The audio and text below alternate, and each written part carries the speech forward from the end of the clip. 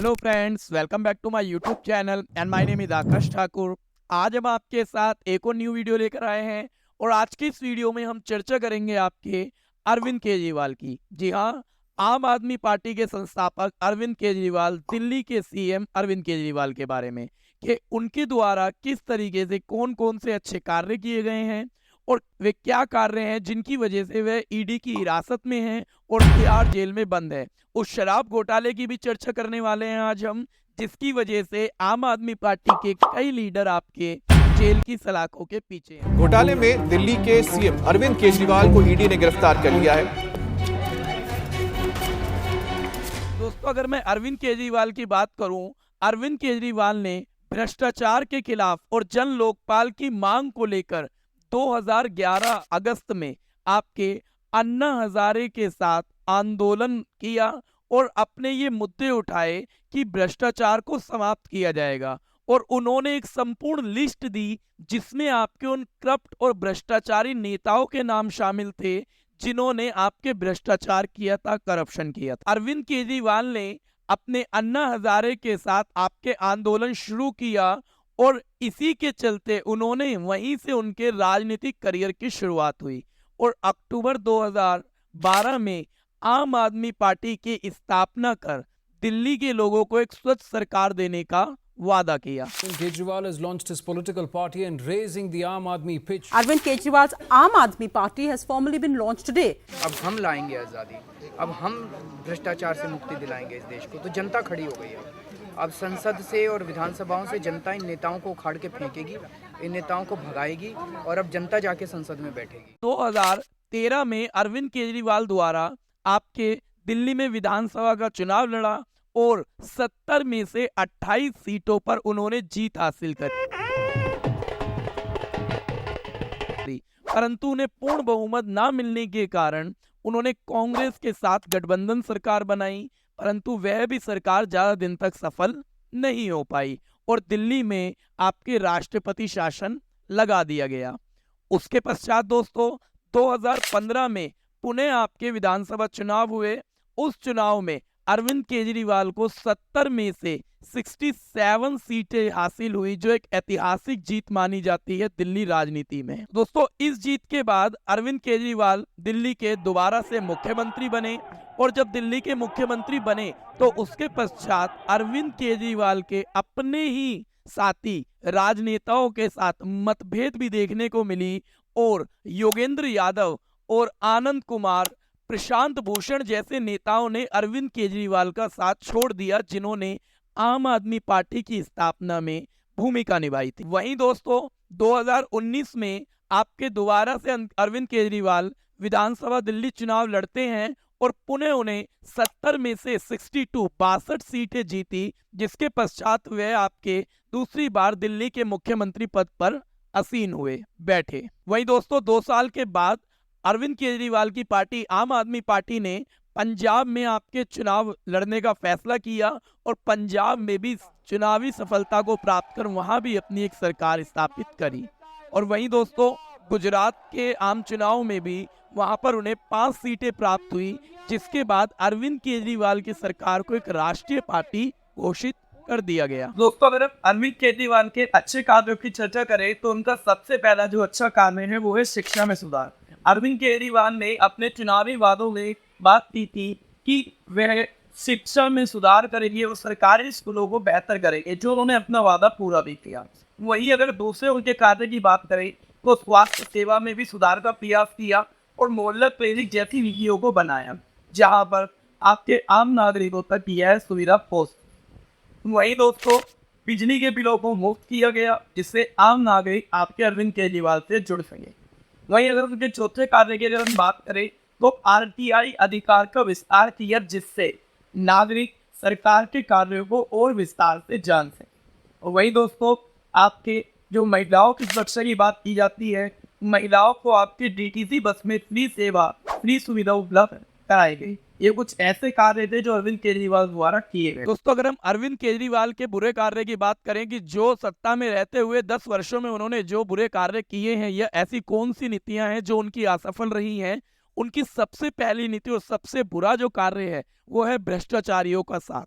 देखिए 2012 और 13 के समय जो अरविंद केजरीवाल कहते थे कि सोनिया गांधी, मुलायम सिंह यादव, अखिलेश यादव, लालू प्रसाद यादव, इनके खिलाफ मेरे पास सबूत हैं, ये करप्शन से भरे हुए हैं, इनके साथ मैं कभी सरकार नहीं बनाऊंगा, जिन्होंने अपने बच्चों तक की कसम खाई कि मैं कभी भी बीजेपी और कांग्रेस के साथ कभी गठबंधन नहीं करूंगा, वे आज आप देख रहे हैं कि उन्हीं भ्रष्ट नेताओं के साथ खड़े हुए हैं, उन्हीं भ्रष्ट नेताओं के साथ आपके गठबंधन कर रहे हैं। तो अब इनके सबूत कहाँ गए? जो बोरा भर भर के कहते थे कि मेरे पास सबूत है, इन्हें जेल में डाल देना चाहिए, तो क्या ये आपके भ्रष्ट नेताओं के साथ खड़े हुए नजर नहीं आते? क्या इनके उसूल, इनकी जो मर्यादा है वो पूरी की पूरी समाप्त हो गई है? तो आप ये देखते हैं कि अरविंद केजरीवाल आज भ्रष्ट नेताओं के साथ खड़े होकर खुद एक भ्रष्ट नीतियां बना रहे हैं, जो इनका एक सबसे बुरा कार्य है। और दोस्तों दूसरा इनका जो सबसे बुरा कार्य या हम कहें जो इनकी असफलता रही है वो ये रही है कि विपक्षी खेमे में ये अकेले हीरो बनने का कार्य करते हैं, हीरो बनने का प्रयास करते हैं। वहीं हम देखें कि ये जो अलायंस बनाया गया है, इंडियन अलायंस, इसमें आप देखते हैं कि अरविंद केजरीवाल खुद ही अपने आप का प्रचार करते हैं, खुद ही अपने आप को बड़ा चढ़ा कर दिखाते हैं। वो सोचते हैं कि यदि इंडियन अलायंस जीतता है तो वह प्रधानमंत्री के एक सबसे बड़े दावेदार रहेंगे। तो ये कहीं ना कहीं गलत सोच है उनकी, क्योंकि प्रधानमंत्री दावेदारी के रूप में इंडियन गठबंधन में आपके बहुत से लीडर ऐसे हैं इंडिया गठबंधन में जो इस दावेदारी के हकदार हैं। वहीं दोस्तों अगर मैं इनकी तीसरी असफलता की बात करूं तो अनुभवी और आपके जो मजबूत साथी थे उनका साथ इन्होंने छोड़ा। तो कहीं ना कहीं ये यूज एंड थ्रो की पॉलिसी अपनाते हैं कि पहले लोगों को साथ मिलाया जाए, उनका यूज किया जाए, देन उनको फिर छोड़ दिया जाए। जैसे आपके प्रशांत भूषण, योगेंद्र यादव और कुमार विश्वास जैसे नेता शामिल हैं जो एक मजबूत और अनुभवी और बहुत ही काबिल लोग थे, इन्होंने उनका साथ छोड़ दिया, उनका यूज करके उन्हें आपके थ्रो बैक कर दिया।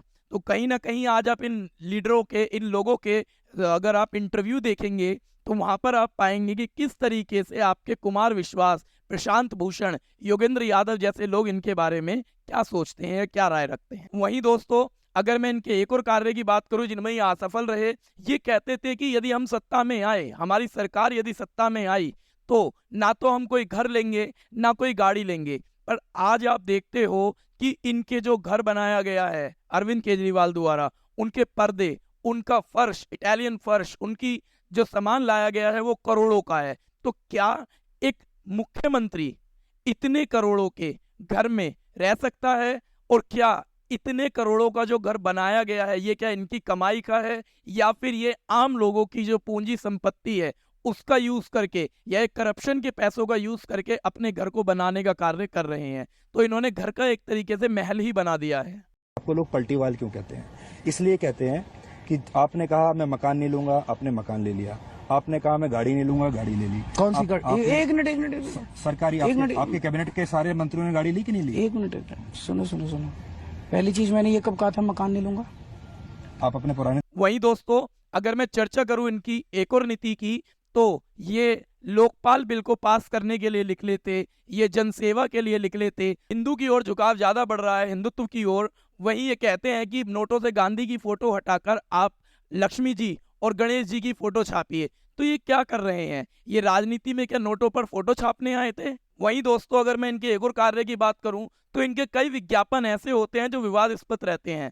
जैसे कई विज्ञापनों में इन्होंने कहा है वो परेशान करते रहे, हम काम करते रहे। तो ये डायरेक्टली आपकी अपोजिशन या फिर जो रूलर पार्टी है उनको कहीं ना कहीं टारगेट बनाने का कार्य कर रही है। और दोस्तों हम लोग कई बार देखते हैं कि आपके ये माफी, गलत कार्य करने के पश्चात ये माफी मांगते हैं। तो दोस्तों गलत कार्य करना ही क्यों है? क्यों बार बार गलत कार्य करने के पश्चात आप माफी मांगते हैं? गलती अगर एक बार होती है तो वो गलती मानी जाती है। यदि वही गलती आप बार बार कर रहे हैं तो वो एक आदत बन जाती है। और ये कहीं ना कहीं अरविंद केजरीवाल की आदत बन गई है कि पहले आप गलती कीजिए फिर आप माफी मांगिए। तो इस माफी मांगने के चक्कर में इनकी विश्वसनीयता, लोगों को इनके साथ टकराव ज्यादा देखने को मिल रहा है और इनकी विश्वसनीयता, इनका ट्रस्ट जो है वो खत्म होता जा रहा है लोगों के साथ। तो दोस्तों इनका एक जो सबसे बड़ा घोटाला सामने आया है वो आया है शराब घोटाला, जिसमें आप देखते हैं कि कई बड़े बड़े नेता जो आम आदमी पार्टी के थे वो आज जेल के पीछे हैं। आप देखते हैं कि दिल्ली के सीएम अरविंद केजरीवाल खुद उस भ्रष्टाचारी नीति के कारण आपके जेल के पीछे हैं और सलाखों का सामना कर रहे हैं। वहीं अगर इस नीति के बारे में हम चर्चा करें, अबकारी नीति या शराब घोटाला नीति, ये क्या थी? तो दोस्तों इसमें लाइसेंस धारकों को अनुचित लाभ देने की बात की गई और इसमें लाइसेंस शुल्क को माफ कर दिया गया और कहीं ना कहीं बहुत कम कर दिया गया ताकि लोग बाग लाइसेंस का यूज कर सकें।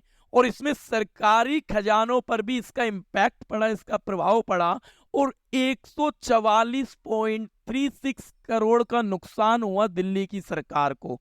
तो ये कहीं ना कहीं इस घोटाले में आप बहुत सारी नीतियों को देखते हो, बहुत सारी प्लानिंग को देखते हो, एक मास्टरमाइंड प्लान को देखते हो जो अरविंद केजरीवाल और अरविंद केजरीवाल की सरकार द्वारा किया गया है।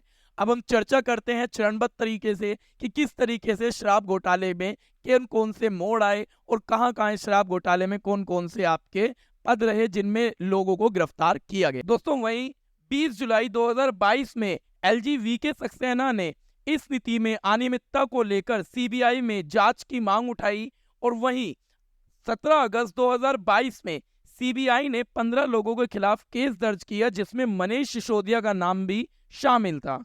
वहीं दोस्तों 22 अगस्त 2022 में इस केस में ईडी ने भी मनी लॉन्ड्रिंग का मामला दर्ज कर लिया और 31 अगस्त 2022 में नई आबकारी नीति को दिल्ली सरकार ने वापस लिया और पुरानी नीति को लागू कर दिया। और 25 नवंबर 2022 में आपके सीबीआई ने 7 आरोपियों के खिलाफ चार्जशीट फाइल की जिसमें आपके मनीष सिसोदिया जैसे आपके लीडर शामिल थे।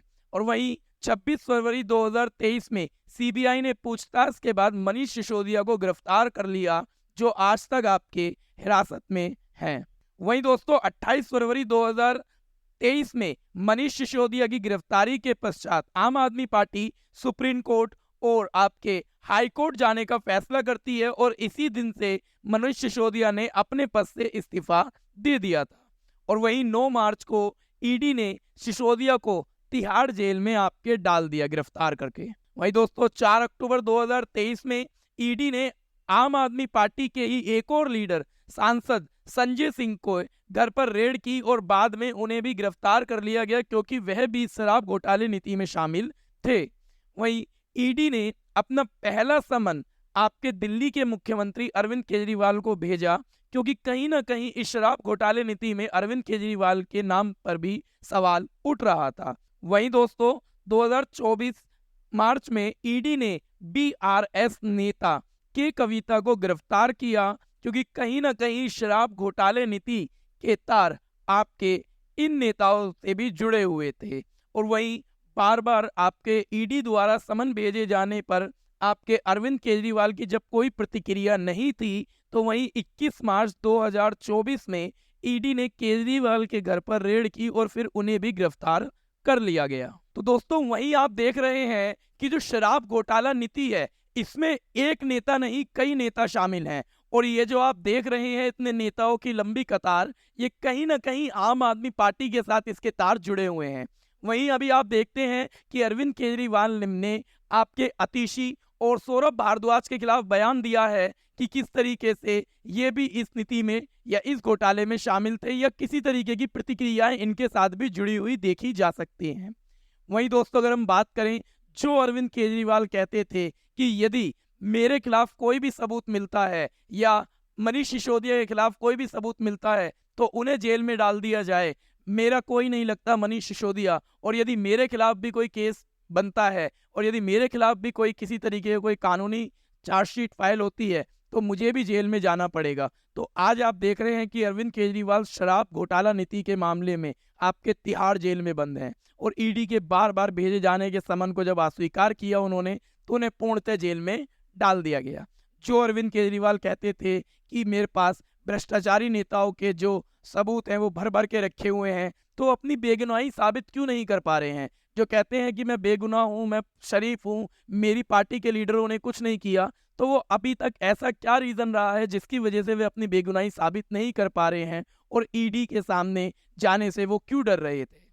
और दोस्तों वहीं जो लोग मोदी को डिक्टेटरशिप बोलते हैं कि मोदी डिक्टेटरशिप लागू कर चुका है, डिक्टेटर है मोदी, तो मैं उन लोगों को भी कहना चाहूंगा कि देश में आपके सुप्रीम कोर्ट है, हाई कोर्ट है और हमारे देश में एक स्वतंत्र न्यायपालिका का कॉन्सेप्ट है जो कहीं ना कहीं किसी भी सरकार के दबाव में आकर कार्य नहीं करती है। तो जो लोग आपके कहते हैं कि मोदी डिक्टेटरशिप है, मोदी अपने अनुसार सरकार चला रहा है, मोदी आपके तानाशाही बन चुका है, तो ये उन लोगों के लिए है कि ना तो किसी सरकारी आपके विभाग में ईडी की अगर हम चर्चा करें तो ईडी पर कोई दबाव नहीं बनाया गया, ईडी ने अपना कार्य बखूबी किया। वही सुप्रीम कोर्ट, अगर हाई कोर्ट या न्यायालय की हम बात करें तो उस पर भी सरकार का किसी प्रकार का कोई दबाव नहीं है, क्योंकि हमारे देश में स्वतंत्र न्यायपालिका जैसी इस संस्थाएं हैं।